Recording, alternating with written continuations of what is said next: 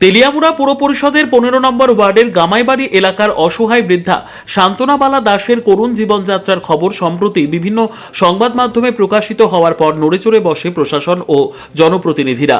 সোমবার ওই বৃদ্ধার বাড়িতে গিয়ে তার খোঁজ খবর নেন তেলিয়ামুড়ার বিধায়িকা কল্যাণী সাহা রায়।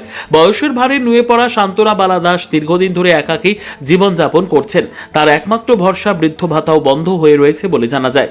এদিন বিধায়িকা বৃদ্ধার সঙ্গে কথা বলে তার সমস্যার কথা শোনেন এবং প্রয়োজনীয় সামগ্রী ও নগদ অর্থ সহায়তা প্রদান করেন।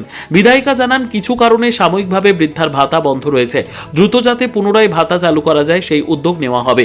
পাশাপাশি আগামী দিনে তার বাড়িতে বিদ্যুৎ সংযোগ, ঘর এবং শৌচালয়ের ব্যবস্থা করার আশ্বাসও দেন তিনি।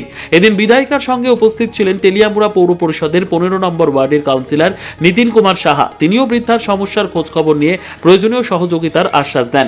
পাশাপাশি একই এলাকার আরও এক স্বামীহারা অসহায় বৃদ্ধার বাড়িতেও যান বিধায়িকা কল্যাণী সাহা রায় এবং তার পাশে দাঁড়ান।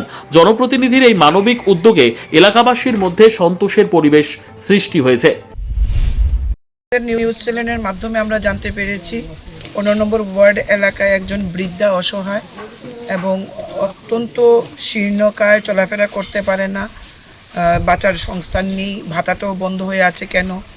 তো আপনাদের চ্যানেলের মাধ্যমে দেখে আজকে আমরা এখানে এসে আমরা জানলাম যে 2018 সালে সরকার পরিবর্তন হওয়ার পর আমরা ওনাকে ভাতা দিয়েছি এবং আমরা ওনাকে রেশন কার্ডটা বিপিএল করে দিয়েছিলাম। তো আজকে আমরা এখানে এসেছি, ভাতা কেন বন্ধ, আমি এটা রাজ্যের মাননীয় মন্ত্রী সোশ্যাল ওয়েলফেয়ার, ওনার সাথে আমার গতকালকে ডিটেলস কথা হয়েছে।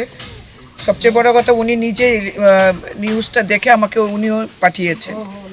উনি আমাকে বলেছেন আধার কার্ড এবং ব্যাংকের বইটা নিয়ে যাওয়ার জন্য, আমি এটা নিলাম।